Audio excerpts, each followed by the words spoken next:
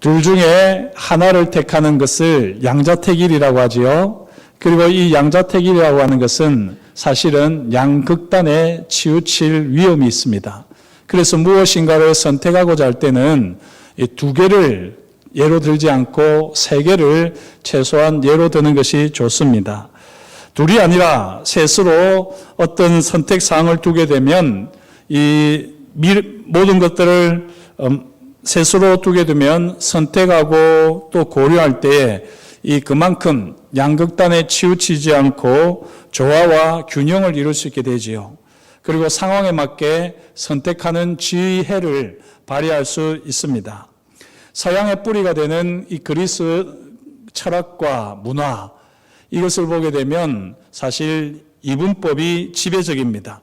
하늘과 땅, 영과 유, 또 예술과 법, 좌우, 이처럼 이 이분법적으로 사실 모든 것들을 풀어내고 있습니다.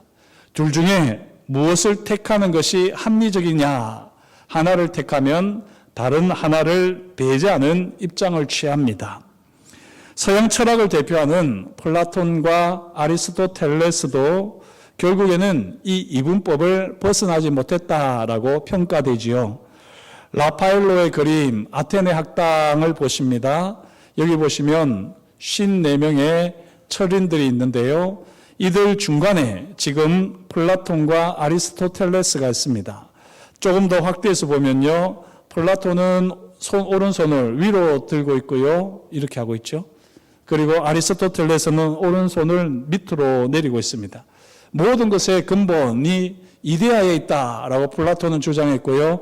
아니다. 이 현실이 사실은 모든 것의 터가 된다라고 하면서 아리스토텔레스는 이 현실을 강조했습니다. 이처럼 알게 모르게 결국은 서양의 철학이라는 것이 이분법으로 나누어져 있습니다. 하지만 히브리인들은 조금 달랐습니다. 히브리인들은 하늘과 땅을 하나로 봅니다. 영과 육을 하나로 보고요. 예술과 또한 법을 하나로 보고 좌우를 하나로 봅니다. 어떻게 해서 그렇게 볼까요? 천지를 창조하신 하나님께서 한 분이시기에, 천지를 창조하신 하나님께서 모든 것을 창조하셨기에 하나님 안에서 통일과 조화를 이룹니다. 그런데 이러한 히브리인들은 한 분 하나님을 강조하며 섬기다 보니 오히려 하나를 인정하지 않는 것에 대해서는 배타적인 태도를 취하고 말았습니다. 그러면 성경은 어떻습니까? 성경은 구약과 신약으로 나누어져 있죠. 구약만 보면 어떻게 보면 유대인들처럼 배타적인 하나님을 보게 될지도 모르겠습니다. 하지만 천지를 창조하신 하나님께서 우리의 아버지가 되시고요. 또한 동시에 하나님의 아들이신 예수 그리스도가 이 땅에 오셨습니다. 뿐만 아니라 성령 하나님께서 피조 세계 가운데 운행하고 계십니다. 이처럼 성부 하나님, 성자 하나님, 성령 하나님 세 분이시면서 동시에 한 분이심을 성경이 우리에게 밝히 말씀하십니다. 결국 우리는 이 하나님의 말씀으로 세상을 바로 이해하는 시각을 가지게 되지요. 하나님의 말씀을 통하여 우리는 진정한 지혜의 삶을 제대로 살아내게 됩니다. 그런데 과연 우리는 삶에서 얼마나 성경의 관점과 원리를 따라서 모든 것들을 올바르게 판단하며 살아가고 있습니까? 오늘 예수님께서 베드로에게 하신 말씀을 보십시오. 23절입니다. 예수께서 돌이키시며 베드로에게 이르시되 사탄아 내 뒤로 물러가라. 너는 나를 넘어지게 하는 자로다. 내가 하나님의 일을 생각하지 아니하고 도리어 사람의 일을 생각하는도다 하시고, 우리는 이 말씀을 보면서 그래, 하나님의 일을 생각하고 사람의 일을 생각하지 말아야지 결심합니다. 그리고는 하나님의 일과 사람의 일을 구분짓고 나누려고 하지요. 여기서 우리는 잘못된 이분법적 신앙의 함정에 빠져버립니다. 사랑하는 성도 여러분, 하나님의 일과 사람의 일을 너무 구분하려고 애쓰지 마십시오. 그러는 순간 우리는 편협한 신앙의 함정에 빠져버립니다. 우리도 모르는 사이에 하나님의 일을 한다고 하면서 더욱더 사람의 일에 빠져버리는 우리 자신을 발견하고 말 겁니다. 오늘 베드로를 보십시오. 베드로는 오늘 말씀 바로 앞에 조금 전까지 예수님께 칭찬을 듣습니다. 그것도 최고의 칭찬을 듣지요. 예수님께서 제자들에게 너희는 나를 누구로 하느냐 물으셨습니다. 이때 베드로가 위대한 고백을 했습니다. 주는 그리스도시요 살아계신 하나님의 아들이시니이다. 한번 저와 같이 고백해 보겠습니까? 주는 그리스도시요 살아계신 하나님의 아들이시니이다. 이보다 더 위대한 고백은 없습니다. 이보다 더 정확하게 예수님에 대한 고백은 없습니다. 이 고백을 통해서 베드로는 예수님께 칭찬을 얻었습니다. 그리고 예수님께서 말씀하셨습니다. 이 고백 위에 교회를 세우고 음부의 권세가 이 교회를 이기지 못할 것이다 라고 말씀하셨습니다. 그런데 오늘 곧바로 이어서 베드로는 예수님께 충격적인 말씀을 듣습니다. 충격적인 책망을 듣습니다. 다시 23절을 보십시오. 사탄아 내 뒤로 물러가라. 이보다 충격적인 예수님의 말씀이 어디 있습니까? 최고의 칭찬을 들었기에 이 주님의 책망은 더 크게 와닿습니다. 방금까지 위대한 고백의 주인공이었던 베드로가 졸지에 사탄으로 전락해버립니다. 뿐만 아니라 내 뒤로 물러가라 말씀하십니다. 내 주변에 알짱거리지 말고 썩 꺼지라 주님이 말씀하시는 겁니다. 어떻게 순식간에 믿음의 주인공에서 타락의 주인공으로 전락해버립니까? 하나님의 일을 생각하지 않고 도리어 사람의 일을 생각했기 때문입니다. 그런데 주님께서 이처럼 말씀하시는 속뜻을 우리는 잘 헤아려야 합니다. 한번 생각을 해볼까요? 하나님의 일은 무엇이고 사람의 일은 무엇일까요? 하나님의 일이 있습니다. 그러면 이 하나님의 일이 아닌 것이 다 사람의 일일까요? 이렇게 생각하면 안 된다는 겁니다. 이게 바로 이분법적인 사고입니다. 성경은 하나님의 일을 분명하게 말씀합니다. 요한복음 6장 29절 예수께서 대답하여 이르시되 하나님께서 보내신 일을 믿는 것이 하나님의 일이니라. 예수님께서 친히 하나님의 일이 무엇인지 밝히 말씀하셨는데요. 하나님께서 보내신 이 예수 그리스도를 믿는 것이 하나님의 일이라고 합니다. 그렇다면 예수 그리스도를 믿는다는 건 무엇입니까? 오늘 말씀 21절에서 밝히 말씀하셨습니다. 예수 그리스도께서 많은 고난을 받고 죽임을 당하고 제3일에 다시 살아나는 것, 예수 그리스도의 십자가와 부활을 보고 경험하는 것, 이것이 바로 하나님이 보내신 이 예수 그리스도를 믿는 겁니다. 그런데 예수 그리스도의 십자가와 부활은 저 하늘에서 이루어진 일입니까? 아니지요. 바로 이 땅에서 이루어졌습니다. 이 세상에서 역사적으로 일어난 사건, 사람의 일이기도 합니다. 무슨 말씀입니까? 하나님의 일이 아닌 것이 사람의 일이 아니라는 겁니다. 그렇게 생각을 하면 틀렸다는 말씀입니다. 그렇다면 베드로는 왜 예수님께 충격적인 책망을 들었을까요? 지금 베드로는 예수 그리스도의 십자가와 부활을 방해하려 하지요. 오늘 말씀 22절을 보면 예수님을 붙들고 항변합니다. 따지고 대들었다는 말씀입니다. 주여 그리 마옵소서 이 일이 결코 주께 미치지 아니하리이다 라고 하면서 멱살이라도 잡을 기세로 지금 예수님께 따지고 대들었습니다. 베드로가 왜 이처럼 예수 그리스도의 십자가와 부활을 막았을까요? 베드로는 예수 그리스도의 십자가와 부활이 하나님의 일이라는 것을 모르기 때문입니다. 베드로는 예수님께서 바로 이 하나님의 일을 위해서 이 땅에 오셨다는 사실을 모르기 때문이지요. 베드로는 십자가와 부활도 사람의 일로만 여기고 있습니다. 그런데 가만히 보면요, 이 모르는 사람 치고는 너무 과격한 베드로 아닙니까? 예수님의 길을 막고 있는 이 베드로의 태도가 너무나도 과격합니다. 베드로가 이렇게 과격하게 예수님을 막는 이유는 조금 전에 말씀드린 대로 무지함 때문이지요. 그런데 이뿐만 아니라 동시에 베드로는 예수님을 사랑하기 때문에 이처럼 과격하게 예수님을 막아섰습니다.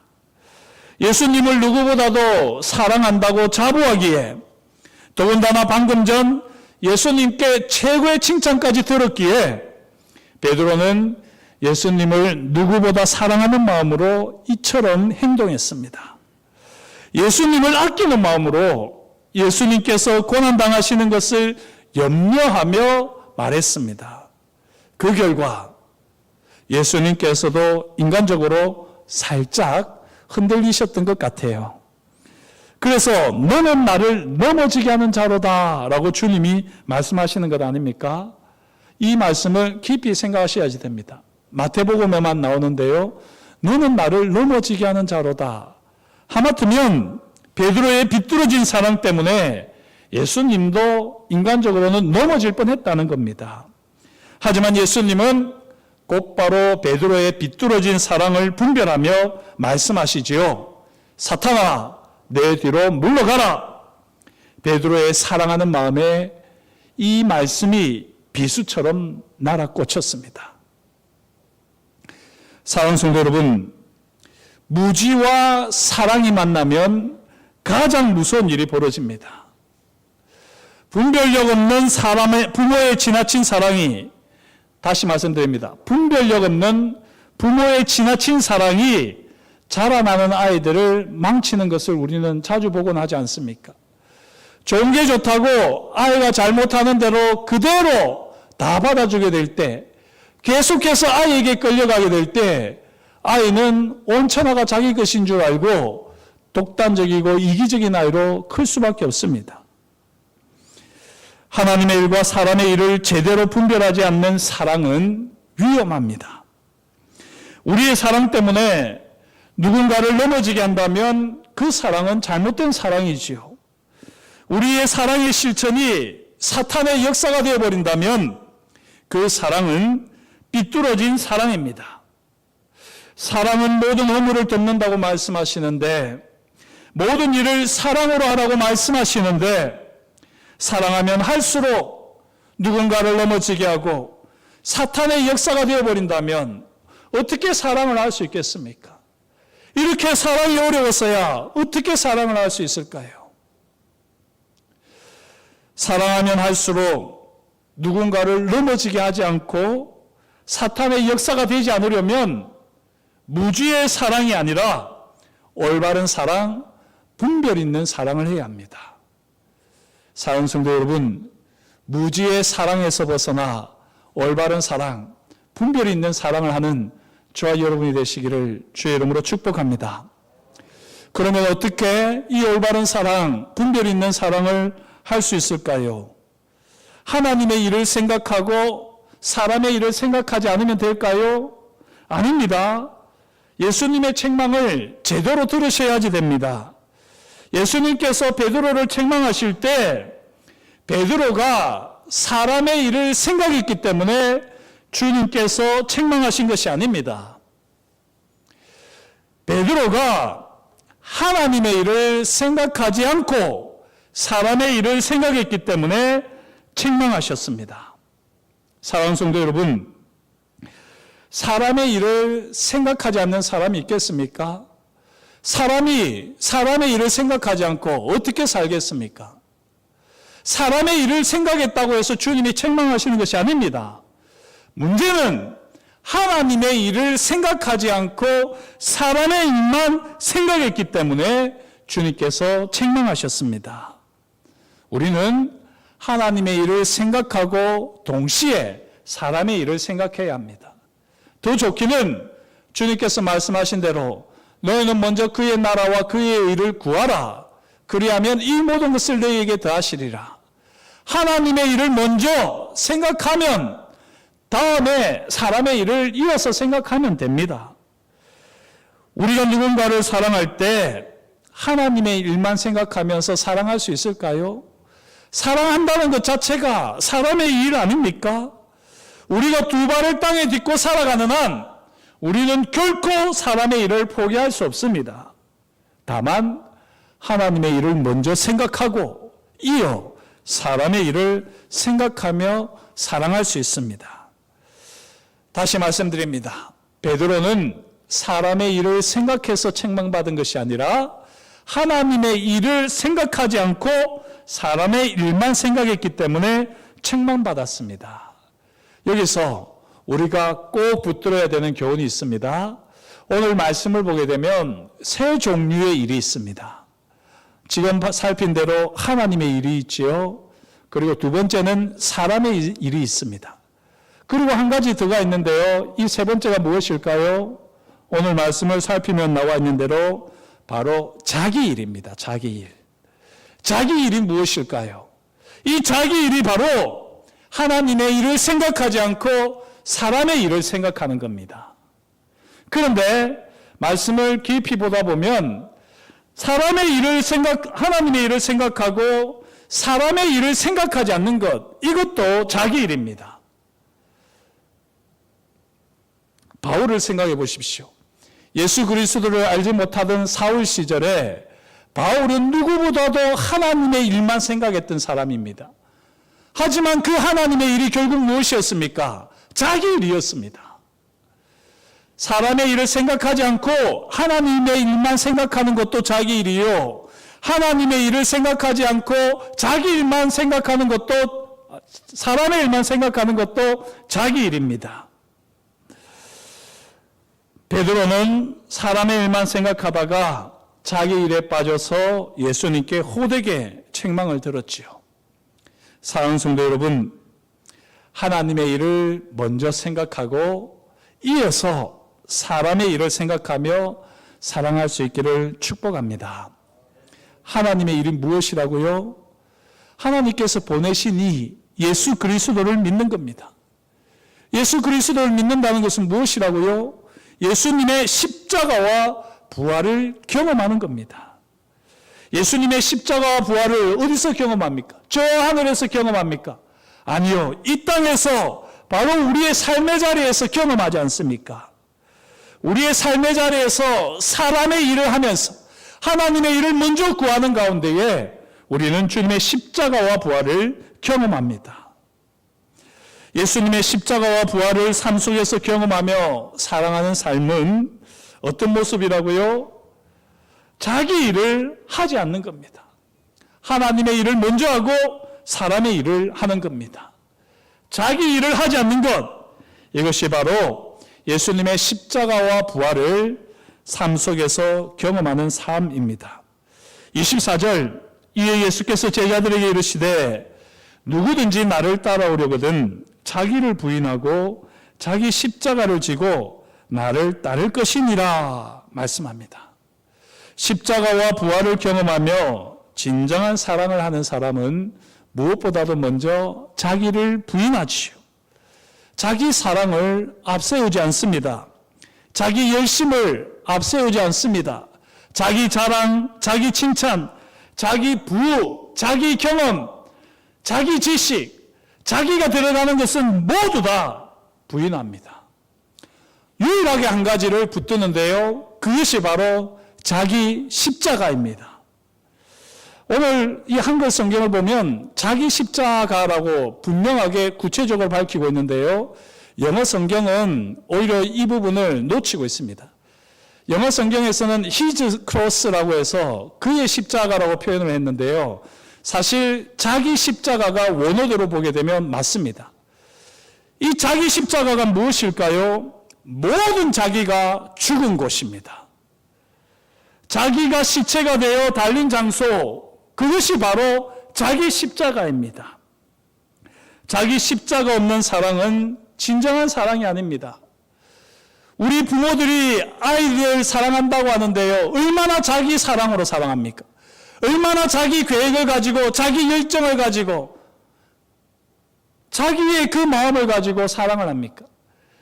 자기 십자가가 없는 사랑은 진정한 사랑이 아닙니다. 자기 십자가를 지지 않는 사랑은 삐뚤어진 사랑이요, 위험한 사랑입니다. 언제든지 사탄아 내 뒤로 물러가라 책망을 받을 수밖에 없는 사랑입니다. 사랑하면 사랑할수록 우리는 자기 십자가를 져야 합니다. 그런데 여기서 우리 안에 결정적인 물음이 생기지요. 꼭 자기 십자가를 져야 합니까? 모든 자기가 십자가에서 죽어야 하는 이유가 무엇입니까? 우리는 묻고 싶습니다. 25절 말씀입니다. 누구든지 제 목숨을 구원하고자 하면 잃을 것이요 누구든지 나를 위하여 제 목숨을 잃으면 찾으리라. 나를 위하여, 주님을 위하여 살든지 자기를 위하여 살든지, 자기를 위하여 살고자 하면 모든 것을 다 잃을 것이지만 주님을 위하여 살고자 하면 모든 것을 다 찾는다 말씀합니다. 오로지 주님을 위하여 제 목숨을 잃는 자만이 모든 자기가 죽은 자기 십자가를 지고 주님을 따를 수 있습니다. 자기 십자가를 지고 주님을 따르는 자만이 모든 것을 찾게 될 것입니다. 자기 십자가를 지고 주님을 따르는 자만이 하나님의 일을 먼저 생각하고 이어서 사람의 일을 생각하며 이 땅에서 하나님의 나라를 이루어 갑니다. 이것이 바로 부활의 영광과 능력을 경험하는 삶이지요. 사랑하는 성도 여러분, 예수님께서 자기 십자가를 지고 나를 따르라 말씀하셨잖아요. 십자가에서 죽으라 말씀하시지 않으셨습니다. 십자가에서 죽어야 할 것은 우리 전인격이 아니라 자기입니다. 자기. 우리가 예수님을 따를 때 자기를 부인하고 자기를 죽인 십자가를 지고 따릅니다. 그러면 그 결과 우리는 하나님의 일을 먼저 생각하고 이어서 사람의 일을 생각하며 이 땅에서 예수 그리스도의 십자가 은혜와 부활의 영광을 풍성히 경험하는 능력 있는 삶을 살아내게 될 것입니다. 하나님의 일을 생각하지 않고 사람의 일만 생각하면 자기 일을 하는 것입니다. 바로 이 자기를 십자가에 못 박아야지요. 사람의 일을 생각하지 않고 하나님의 일만 생각하는 것, 이것도 자기 일입니다. 이 자기도 십자가에 못 박아야 합니다. 그리고 더 이상 자기 일에 매이지 않고 예수 그리스도를 따르며 하나님의 일을 행하고 또 다른 사람의 일을 도우며 주를 위하여 살아가는 저와 여러분이 될 수 있기를 주의 이름으로 축복합니다. 사도 바울도 이것을 확실하게 깨달았거든요. 하나님의 일이 곧 사람의 일이요, 사람을 위해서 하는 일이 하나님의 일인 것을 확실하게 알았습니다. 그러면서 동시에 바울은 십자가에서 죽어야 할 존재가 무엇인지를 확실하게 고백합니다. 갈라디아서 5장 24절, 그리스도 예수의 사람들은 육체와 함께 그 정욕과 탐심을 십자가에 못 박았느니라.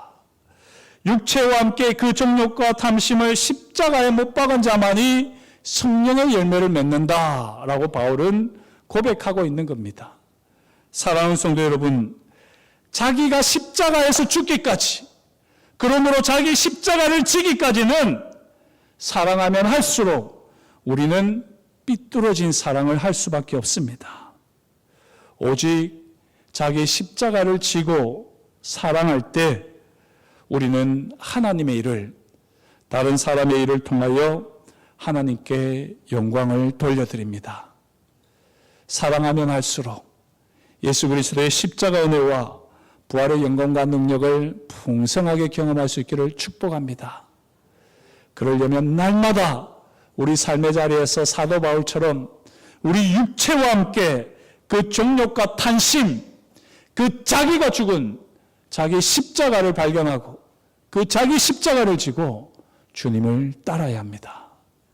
그런 사순절이 되시기를 주의 이름으로 축복합니다. 기도하시겠습니다. 하나님 아버지, 주님께서 저희를 사랑하여 주시고 오늘도 주님께서 우리에게 말씀하여 주시니 감사합니다.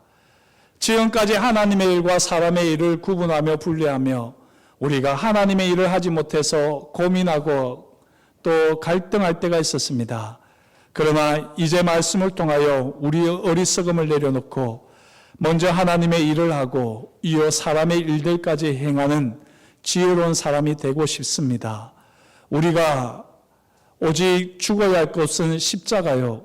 십자가에서 죽어야 할 것은 바로 우리의 자기인 것을 다시 한번 깨닫사오니 주여 육체와 함께 그 정욕과 탐심을 십자가에 못 박게 하시고 하나님의 일을 먼저 생각하고 이어서 사람의 일을 생각하며 이 땅에 예수 그리스도의 십자가 은혜와 부활의 영광과 능력을 선포하는 하나님의 사람들 다 되게 하여 주옵소서.